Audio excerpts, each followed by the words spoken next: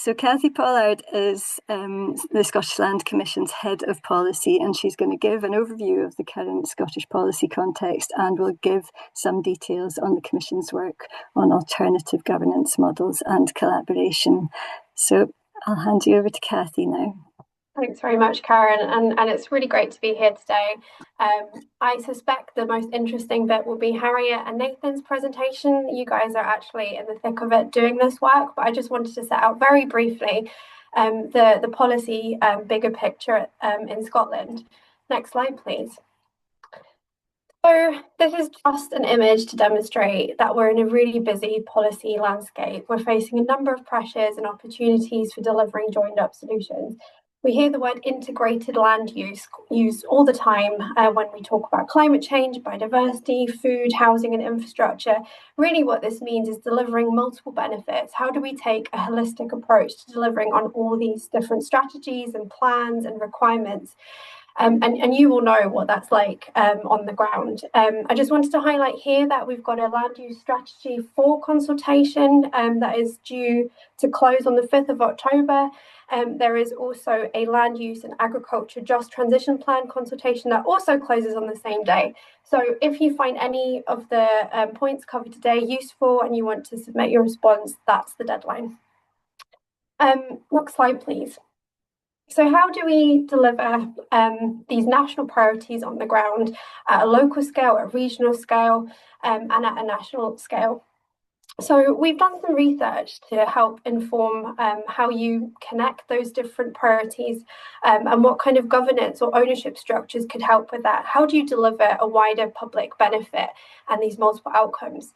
So I won't go into a huge amount of detail, but you can find the research done by CLES, the Centre for Local Economic Strategies, on our website. And really, they've come up with 3 common themes when looking at international experience of governing natural resources. One was that governance and ownership structures matter. So you've got mechanisms like partnerships, cooperatives or collectives that can help deliver multiple outcomes on the ground.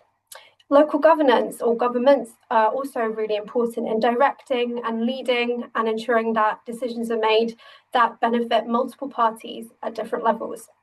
And the third element was land use planning. So there are different planning systems and zoning systems across the examples that we looked at that can help direct and inform collaborative land use planning outcomes. Next slide, please. And the research that we've done on governance models also set out a number of principles that are listed here that inform our new governance guide. So we looked at different case studies in Scotland and elsewhere that actually bring those themes to life and those different principles around collective decision making to life. So hopefully the link will be shared in the chat right now. But really, that really helps identify things that can be done with current policy context sort of in mind. What can we do to deliver collaborative models and collaborative decision making on the ground now to bring the land use strategy to life, to support a just transition, to deliver on our various policies. So this guide is really something that we hope you can take away from the session today and bring some of the policy context into life. And one of the examples that I really like that is, next slide please, that is about landscape scale collaboration, is really looking at the shared, the collaborative management agreement model. So on this slide you see one of several ways of governing or managing land use landscape scale working on the ground. And the next slide please. The example that I thought really brings to life the benefits of collaboration is the Seven Lochs wetland. Some of you might be familiar with this. This is Scotland's largest urban park, actually. It's over 2,000 hectares in size. And what they did was they created a master plan for delivering a new green partnership. They had a collaboration agreement and set up an inclusive board, so set up a partnership between 2 local authorities, a private sector partner, a community group, and that partnership ensured flexibility and efficient use of resources. And in particular, it also helped with funding and financing. Because of this structure, because of the different partners involved, they were able to apply for different sources of funding. So certain funds that were only available to local authorities, for example. The community group was able to access certain funds to ensure nature restoration was led by communities.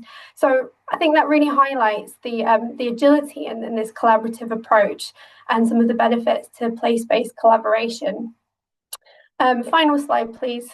So for me, this is a very, very quick overview for how collaboration can come in different forms and will look different in every place. But there are definitely opportunities and good examples that are now to follow for how we can embed some of the policy objectives in practice. And that's me, thanks. Many thanks, Kathie. So we'll move on to our next presentation. I'll just give a quick reminder, if you would like to add any questions to the chat for Kathie about any of the issues that she brought up, please do so. But now we're moving on to Harriet's presentation. Harriet Donald is the Land Use Programme Manager at Loch Lomond in the Trossachs National Park, and she will talk to you about routes to collaboration through her experience. Thanks, Harriet. Thanks, Karen, and hoping everyone can hear me all right. So next slide, please. I'm going to start off just by outlining why collaboration matters, and particularly for us in Loch Lomond and the Trossachs National Park. So the park is one of Scotland's most iconic landscapes, and it has been designated for that reason. But with that status comes pressures. The national park as a place is expected to deliver on climate, biodiversity, housing, tourism, and livelihoods all at once, but ultimately from a finite land resource. These pressures are seen here, and I'm sure many of you will have seen them sort of across the news. So, for example, we have visitor pressures. Around 79% of our visitors arrive by car, 73% explore by car, and that puts strain undoubtedly on infrastructure, parking, and also the emissions. We've got climate pressures, as in rainfall, which I guess everyone is experiencing, but we had some work done by Adaptation Scotland, and they're projecting that winter rainfall could rise by up to 19% in the coming decade. So this will increase likelihood of flooding for communities, transport routes, and also approaches to land management. We've got nature pressures, so nearly 1 in 5 of our designated sites in the park are in decline. There's still over 50,000 hectares of degraded peatland releasing carbon instead of storing it, and we've got inns which are still widespread across the park. And then in terms of community pressures, the park is known to be one of the most expensive places in Scotland to buy a house. So that makes it harder for local people to live and work here. And we've also done some research, and the national park's population has a lower proportion of young and working age people compared to the national average.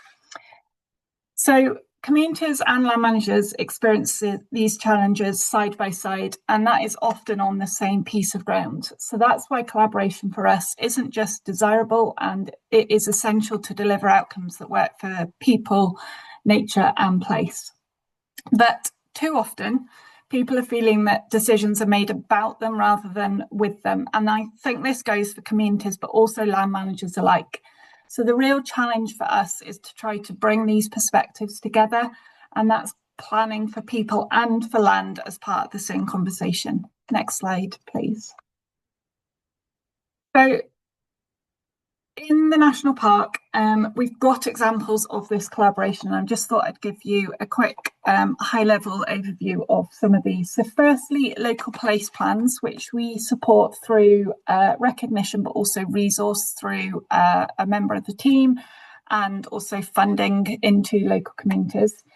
So these carry legitimacy, but also give communities a statutory voice, and that because they feed into local development plans. Many of the national parks communities have assessed the quality of their places through these local place plans and using the place standard tool.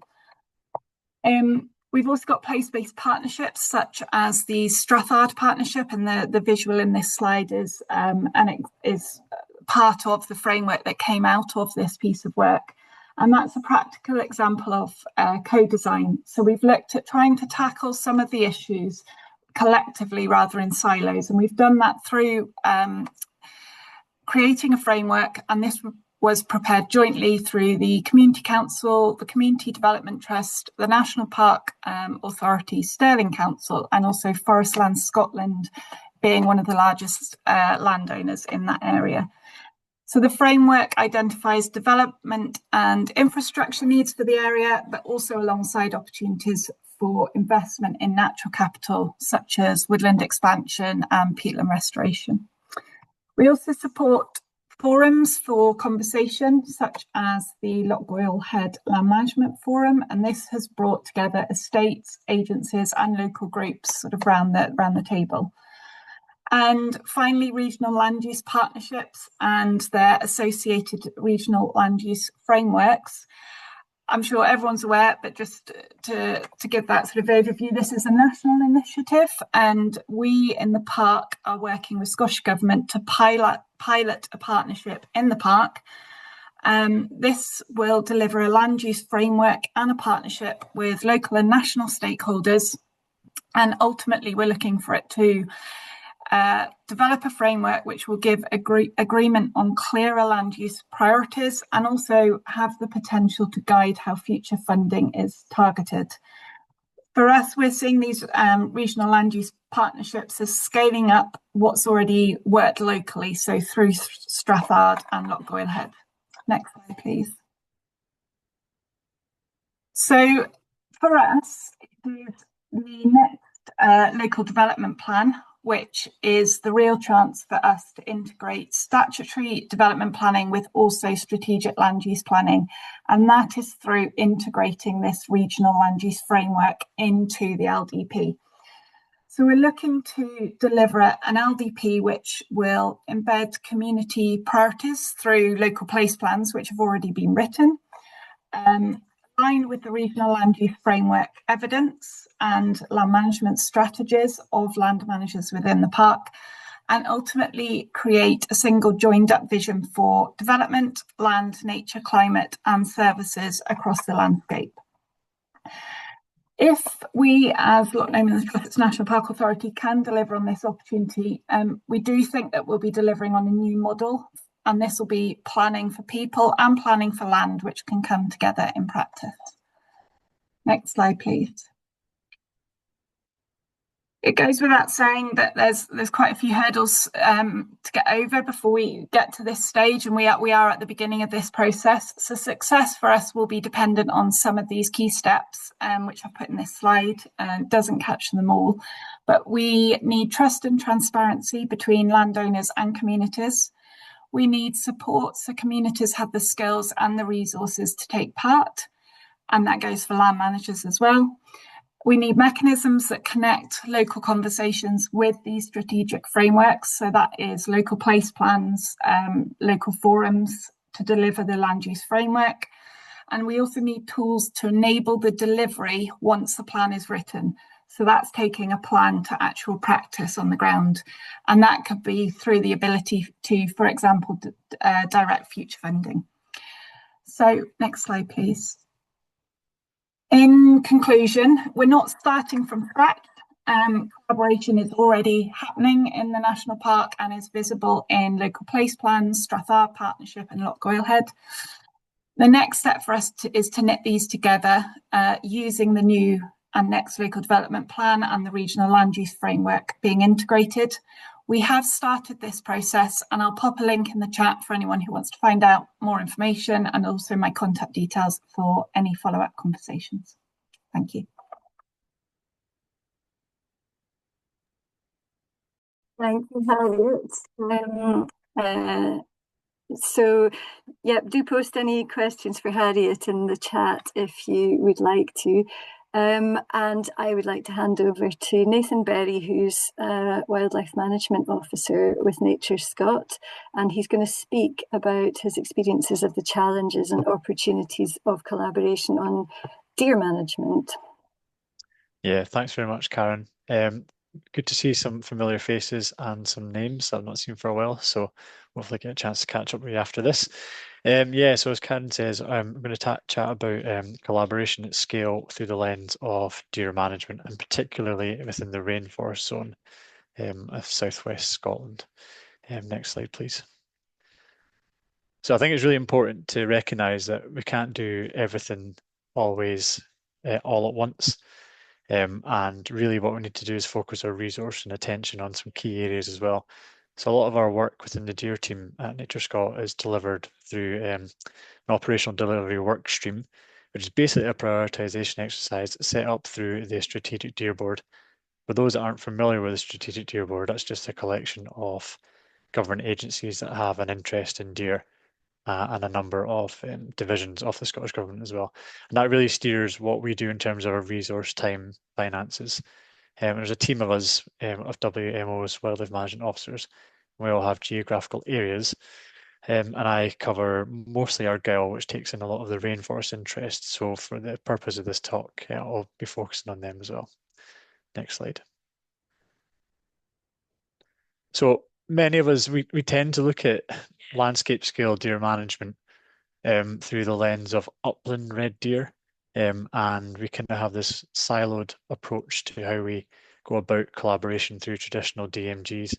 But in reality, what in terms of meeting nature restoration targets through the Scottish Biodiversity Strategy, the likelihood is we're going to have to really shift our focus into those other areas of Scotland which have not had a huge amount of collaboration historically and resources as well. So I'm talking like lowland Scotland, areas of Argyll, the Isles as well, Moray, kind of anywhere's agricultural interest as well, where there tends to be lots of these undesignated areas of land, but have high quality habitat interests that could benefit the Scottish Biodiversity Strategy. So with this in mind, there are a number of challenges and opportunities that can occur that people tend to not be familiar with. And as land agents, I encourage you to get your head around these challenges and opportunities. And some of them I'm sure you'll be very familiar with. But I'm hoping that through this talk, it'll maybe highlight some situations that you'll come across when you start to focus your attention in these more lowland areas of Scotland when it comes to deer management. So one of the biggest challenges we have in my patch when it comes to rainforest restoration is the land ownership structure. And I know this maybe contradicts what the Land Commission's objectives are when it comes to land reform. But when you've got upland red deer areas of Scotland and the Highlands, you tend to have quite a small proportion of large landscape scale land holdings, which generally can, if everybody's aligned in their thinking when it comes to nature restoration, it can be quite straightforward to collaborate.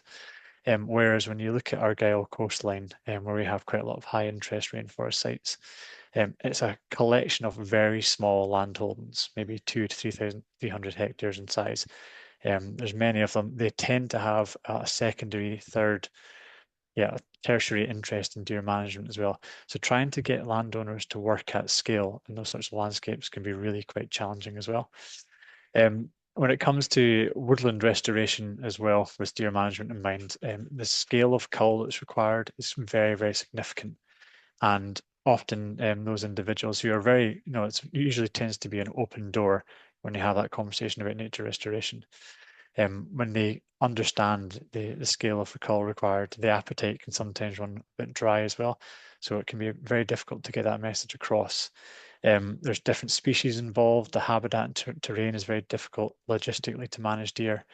And then one of the other key things that's very difficult to collaborate in at scale when it comes to deer management is a lack of skills and facilities associated with a lot of this ground. Upland red deer range, they've got historic professional deer stalkers, larders, that sort of stuff. But in these key areas where we really want to focus on nature restoration, in the lowlands, they don't have that existing infrastructure. A lot of it's based around recreational stalking, lease stalking as well, where people are basically paying for the privilege to shoot deer. So when it comes to deer control, it isn't really control. It's maybe just a bit of on the side sport shooting as well. So it's trying to shift that focus away from that that fact that deer management is an income for some landowners to a point where they actually have to start paying for deer management. But that raises big questions about the finances and resources associated with that as well. But there are a number of really important opportunities. So within these communities, there's quite a lot of energised development trusts, community councils that want to do stuff, and they're very useful to tap into. Because if you just give them a little bit of time and support financially as well, they often can take the collaboration and run with it on their own back. And we do that through targeted funding. We've got the Rainforest Restoration Fund, which I'll talk about a little bit more in the rest of the talk as well. And we've also got other advantages with things like high quality venison through woodland deer, and then also a huge amount of government interest in that area too. Next slide. So in terms of actually financially supporting these collaborative scale initiatives, it really does come through. We will always try our best to enable the voluntary approach to deer management. And the best way to do that is through incentives. So most of you will be aware of the Nature Restoration Fund. And recently we had the Rainforest Restoration Fund, which was ring-fenced amongst the Alliance for Scotland Rainforest project sites. That may change going forward in the coming years to be unring-fenced. It was a bit last minute coming through. But we work very closely with Scottish Forestry as well, because ironically, although they're just the regulator for woodlands and forests, and we're the regulator for deer, a lot of the funding available for operational deer management and data collection comes from Scottish Forestry. So inevitably there has to be a closely aligned relationship with them as well. And actually one of the most useful grant schemes through them, which I'd encourage you to have a look at, is the Cooperative Woodland Grant. It's a really fantastic mechanism to hire in people like yourself to work at a landscape scale. Essentially a landscape scale area only needs 4 BRNs, business registration numbers, to apply for this grant. It would take in £10,000 for 40 days work at £250 a day. And then that would allow someone like yourself to start facilitating landscape scale collaboration as well. We've also got our in-house pilot schemes as well in terms of the venison bounty. We're trying to encourage more people to shoot deer and also shoot the right deer as well. So we've got female deer too, and that helps to pay not just the landowners but also the stalkers on the ground, because a lot of them are just contractors, and the overheads associated with that are very quite high when it comes to vehicles and ammunition and all that sort of thing as well. And then we do try our best to support through training and then data collection as well, because data tends to be one of the most useful things when it comes to collaborating at scale, particularly when it comes to counting and impact assessments too. And there's a whole team of us in the Wildlife Management Officer within wildlife management activity. And I would encourage you to get in touch with us and get in touch with your local wildlife management officer to use our time if you've got any worthwhile projects that you want to get involved with. Next slide. But where incentives where incentives don't really take hold, we do have tools available to us within NatureScot through regulation. And we do have a number of tools that we would consider quite strong, but we also have a number of tools through regulation which are slightly softer touch. And in circumstances where it comes to limited collaboration, where you have neighbours who are maybe not quite on board with the approach, we would possibly opt to make use of our regulatory tools. And the main one we would maybe use in this situation for collaboration is a request for deer management plans. So essentially that gives a landowner or a group of landowners 12 months to produce a new deer management plan. And actually that's going to change to 3 months through the new deer bill as well, through the natural environment bill. And that will enable us to also support them financially to potentially do that if they're in a position that they can't do that too, but it kind of compels them to produce a deer management plan, which will help them collaborate at scale. And we'll finish off with a bit of a case study. So the next slides. So I thought I would just highlight a case study that we're working on through the operational delivery workstream. So we've got the Appin Glencreen priority area for deer management. It's got FLS ground, 2 sporting estates, several small to medium size estates with secondary deer interest as well. Half the area is already covered by Blackmount DMG, but that tends to focus a little bit more on the sporting side, and it does have nature restoration projects, but the purpose of this landscape scale project was to try and focus on rainforest restoration, which requires reasonably low deer numbers to achieve that. It's got a triple SI within the centre of it as well, a very active community council, a community development trust, and also a previous history of nature restoration through invasive species control as well. So next slide. So the previous slide was basically the situation as was about 2 or 3 years ago before we took a reasonable interest, a multi-agency interest in it. So since then we've established the Appin Deer Forum, which is essentially like a light touch deer management group focusing on rainforest restoration. We've supported the local community development trust to apply for a nature restoration fund and rainforest restoration fund as well. And that's allowed them to bring in staff and train staff through rainforest techniques too. And potentially in the future, grants for deer control for landowners who have issues when it comes to costs for deer management too. We've provided data collection through helicopter counts, drone counts as well. They're currently in the middle of a community larder feasibility study, which will help with the venison pathway when it comes to increasing culls. We've also done best practice days, training events as well. And then in some situations, we may opt to, there's possibly a few landowners that are swithering, that we may opt to make use of this Section 6A to bring them on board. In this circumstance, it's unlikely we'll do that because we're hoping to maintain the voluntary approach through incentives and encouraging people that there is benefit to nature restoration. But in other locations, e.g. Southwest Cull, we have made use of the 6A. And that was simply came on the back of a request from the forest management companies and their foresters who were having a difficult conversation with their landowners who refused to pay for deer management. And then essentially they came to us through the Cobble Deer Management Group, which is a forum which we set up, a collaborative forum we set up to say, look, we need something which will compel our landowners to understand and carry out deer management at a cost to them. So it is a useful tool, and it's something that actually land agents, yourself, forest managers, land managers, it's a two-way street. Regulation just doesn't always come from NatureScot. It can come to us via a request, and often that is the case.